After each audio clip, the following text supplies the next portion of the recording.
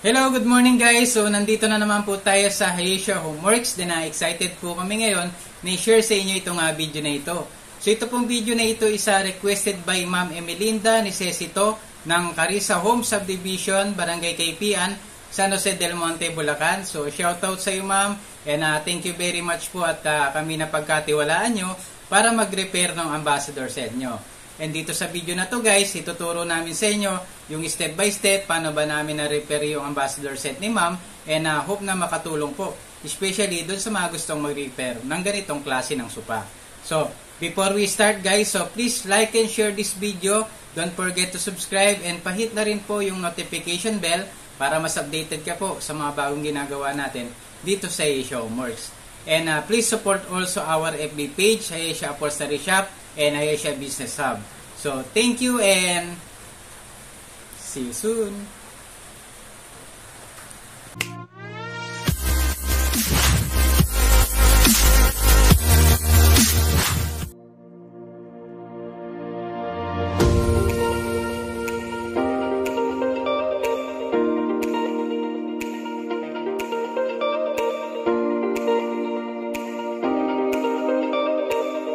Hello guys, so ito yung bagong project natin ngayon.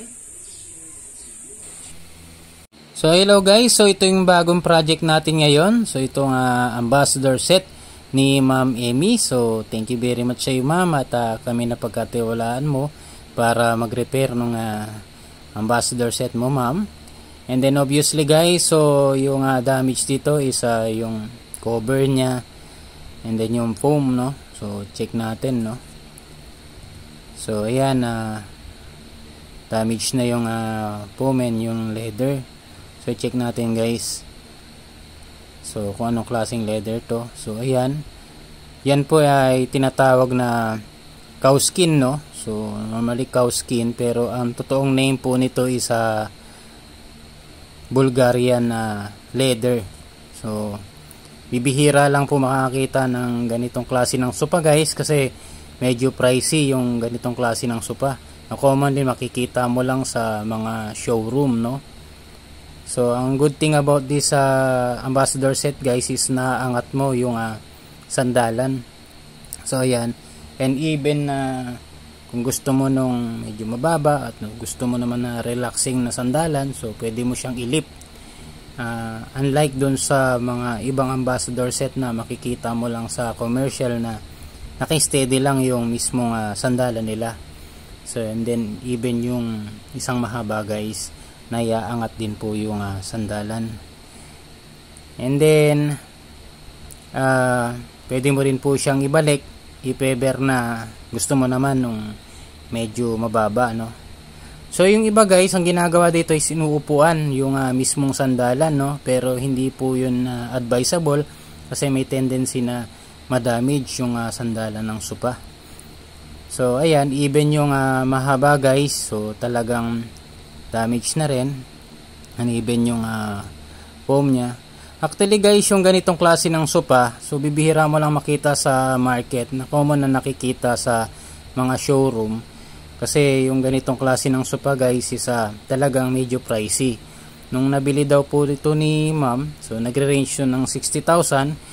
Pero last update natin ng price guys is naglalaro na siya ng 90 to 100,000 pesos, no. So excited na rin po ako na makita kung ano po ba yung nakalagay dito sa mamahaling sopa na to. So okay guys, so checkin natin. So tara, let's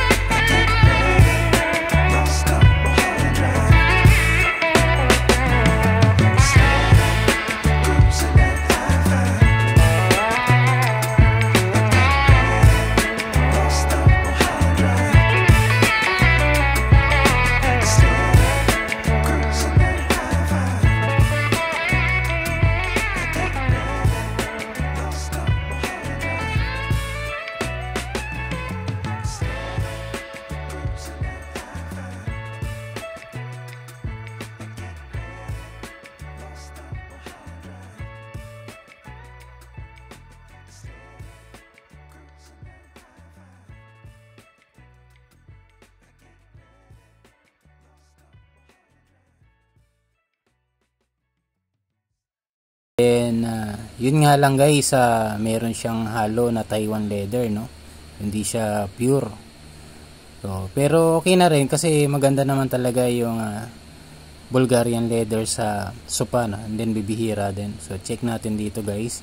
So ito guys, meron siyang fiber fill and then Bulgarian leather yung top. And ganun din sa sidings, meron din Taiwan leather. So ito guys, tinanggal na natin yung mismong sandalan niya guys, yung naililip na sandalan. So ayan.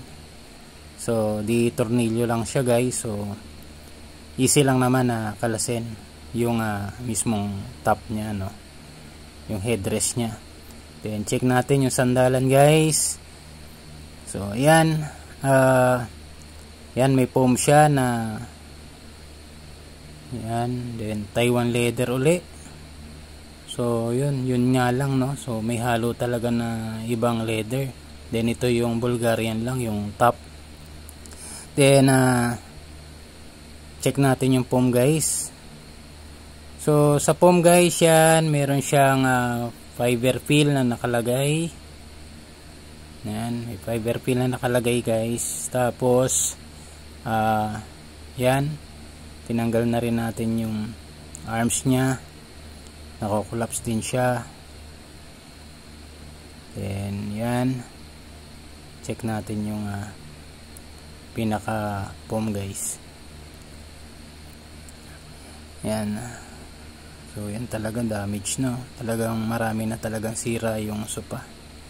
Then yan guys, so pagdating naman sa foam, yan, so gumamit po sila ng Permahard na foam, yan, sa upuan. So yan po yung yellow, no? So Uratex foam po yan na Permahard. So yan, talaga nakita nyo rin po na matibay pa yung foam. Then may fiber fill. So yan, may mga damage lang po ng kalmot at kagat ng alaga ni ma'am, no? Pero yan, ayusin naman natin yan guys.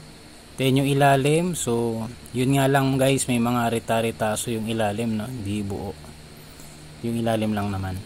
And then yung sa sandalan guys, kung Permahard yung kinabit guys, so this time dito sa sandalan is Permasoft din na Uratex.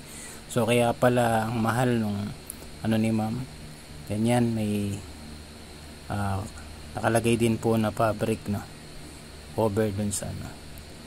And then pagdating naman po sa upuan guys, so ayan, so marami tayong nakikita na kulang, no?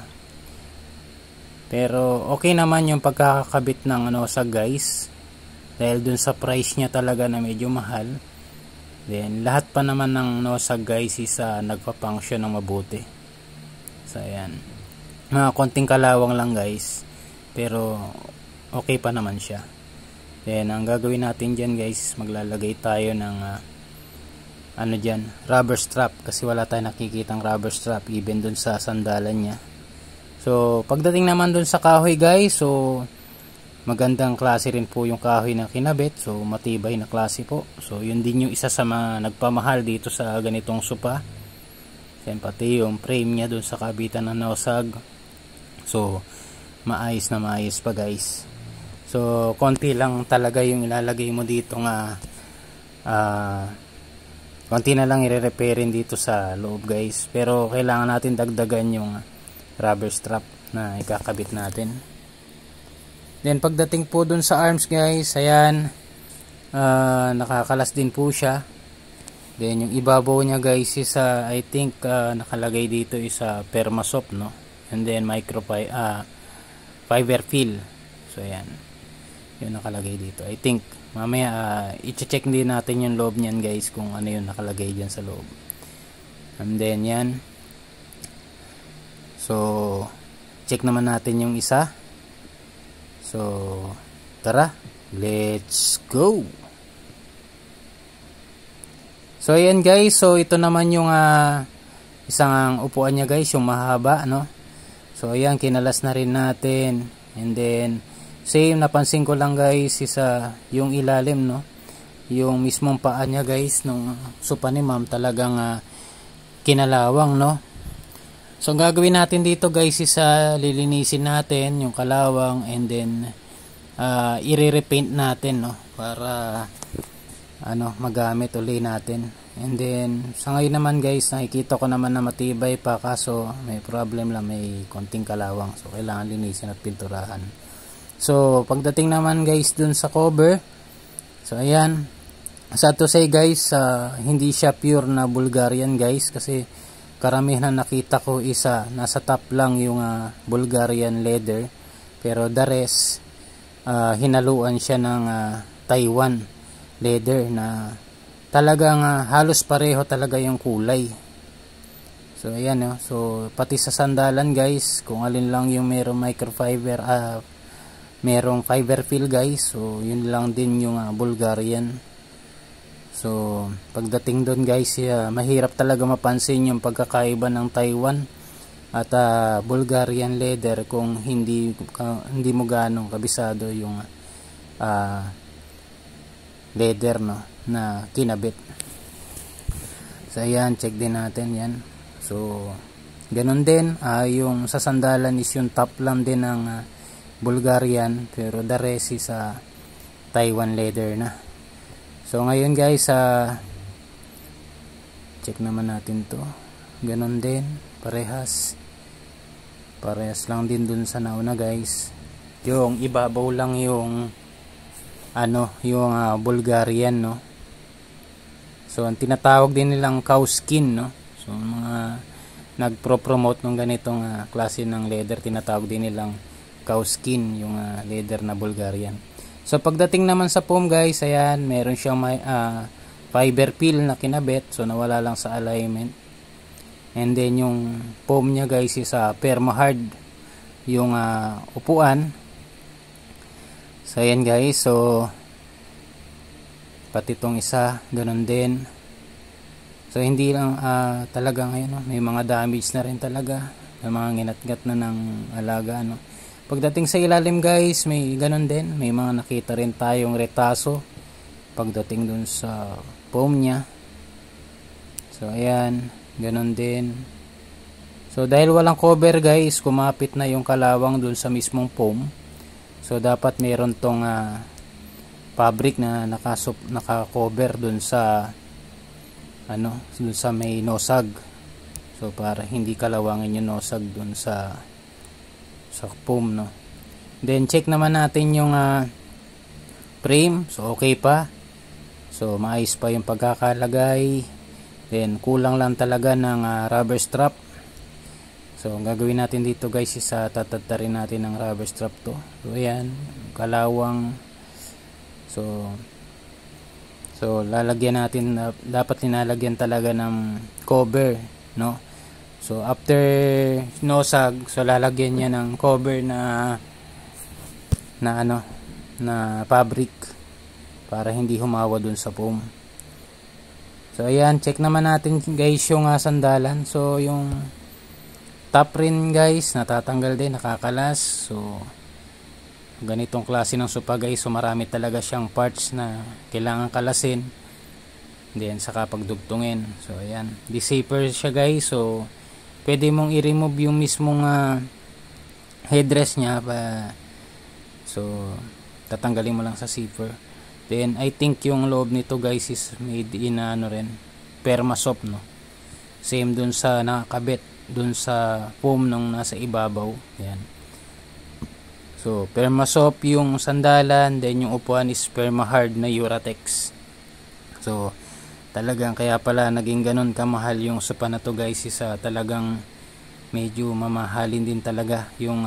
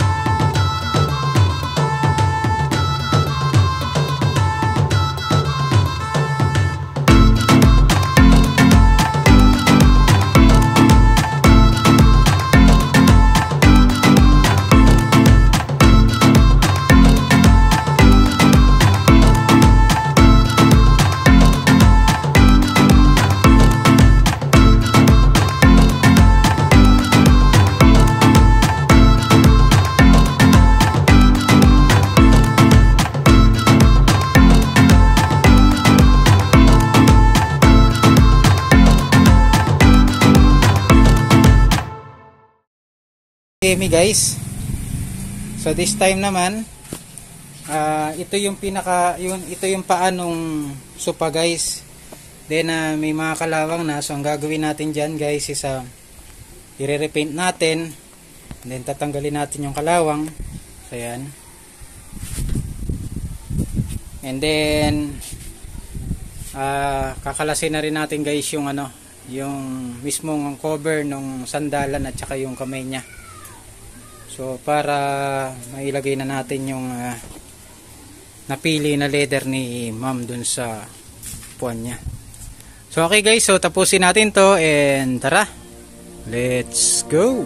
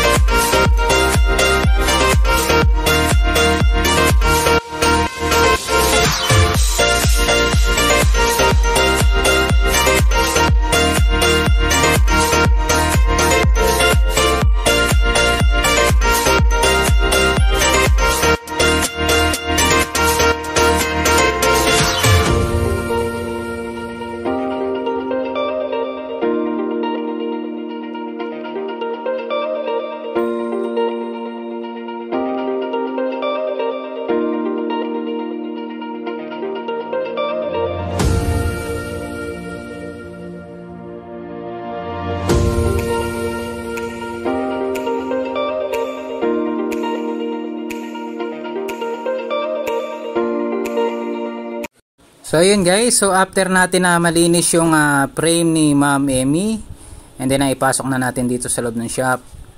Then konting recap lang guys, then yan yung mismong upuan. So nai-attach na natin ng mabuti yung rubber strap. And then dito naman guys sa sandalan guys, yung una nating video na pinakita guys is ang nakalagay lang is yung black strap na katulad nito. Actually 3 piraso lang guys yung nakakabit. Pero this time guys, so linagyan natin siya ng rubber strap. Then para mas matibay na rin po yung sandalan, and then hindi na lumusot yung mismong foam dyan sa likuran. Then after that guys, so ilalagyan na natin ng cover yung mismong nosag. So instead na sako ilalagay natin guys, so gumamit tayo ng makapal na klase ng fabric guys. So ayan. Then obviously mas matibay po ito compare natin dun sa sako. So ito po ang magiging mistulan para maging sapin po mismo dun sa rubber strap para hindi po dumikit o kumapit dun sa mismong foam. So ngayon guys, so yan i-attach natin. Ngayon guys, pakita ko naman po sa inyo yung napiling leather ni ma'am. So ito po siya, yan. So yan po isa Bulgarian leather, no. So napakagandang leather po niya na usually makikita mo lang sa bag and shoes, na mamahaling bag and shoes.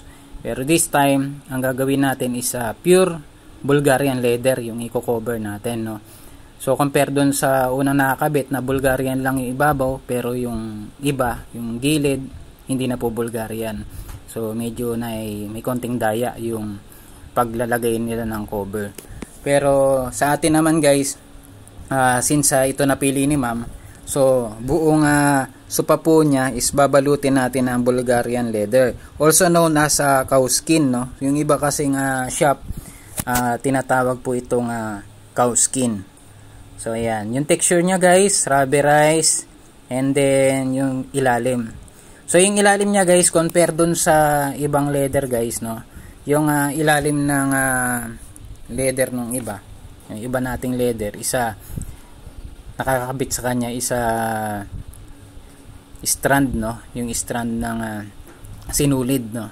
May strand na sinulid, pero this time itong Bulgarian, meron siyang strand ng sinulid sa loob, and then dun sa pinakailalim niya, yan parang gamosa yung niya, yung or gamosa yung mismong texture dun sa likuran. So yung iba, so binabaligtad to kasi ang ganda ng pagkagamosa niya guys, firm na firm.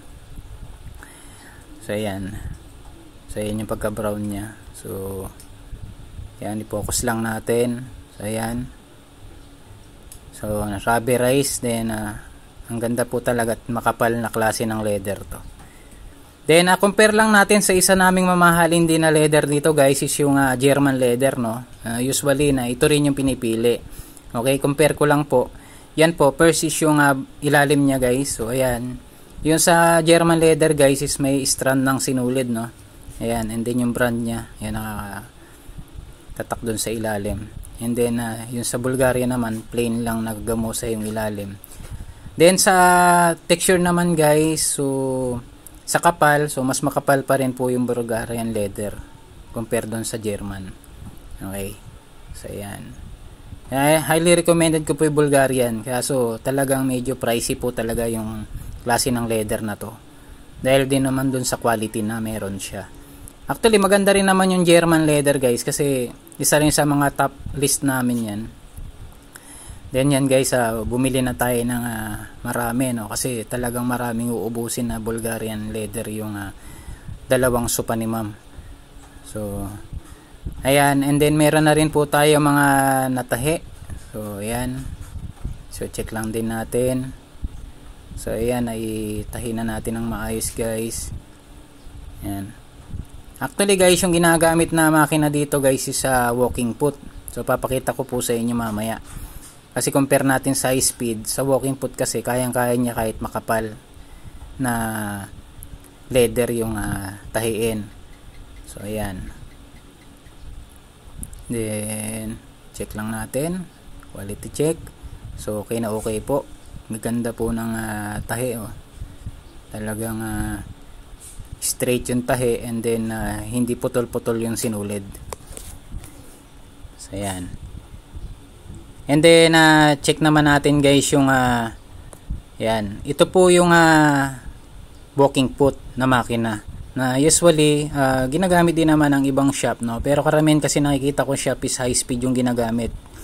Pagka walking foot kasi yung tahi guys, yan, pwede mong lakihan yan, yung mga talon ng karayom, para maiwasan din yung pagkasira. Kasi pag napino yan guys, may tendensing mahiwa niya yung leather at doon na magsimula yung weakness ng leather. Pero this time dahil walking foot siya, mas mahahaba o mas malalayo yung talon ng ano niya mismong karayom niya. So talagang may iwasan natin yung pagkasira ng leather dun sa mga dugtungan niya. The same time, maganda rin naman po kasi Bulgarian leather yung napili ni ma'am. So kahit naman masinsin siguro yan, hindi naman yan mapupunit guys, kasi wala pa naman ako nakita na napunit dun sa tahi pag Bulgarian yung ginagamit na leather. And then guys, dito naman sa foam review guys, so ayan yung foam. So actually guys, yung foam na ginamit sa ibabaw buo na Permahard, and then Permasoft yung sandalan. Pero dun sa ilalim guys, may mga maliliit na retaso tayo nakita na hindi na Permahard tsaka Permasoft na Uratex. So ngayon gagawin natin, bubuuin natin yung ibabaw niya guys gamit yung Uratex na kulay blue na yun. So para buo at walang putol-putol yung ibabaw niya. Then yung ilalim, ayan guys yung ilalim niya. Dahil walang sapin na fabric guys, so ayan, bumakat yung mismong bakat mismo yung mismong nosag kaya kinalawang na siya. So ayan, hindi na to Permasoft, hindi na Permahard, yan bumakat na. So yan na yung cause na naging pagkakalawang ng mismong nosag, pero okay pa naman, buti na agapan.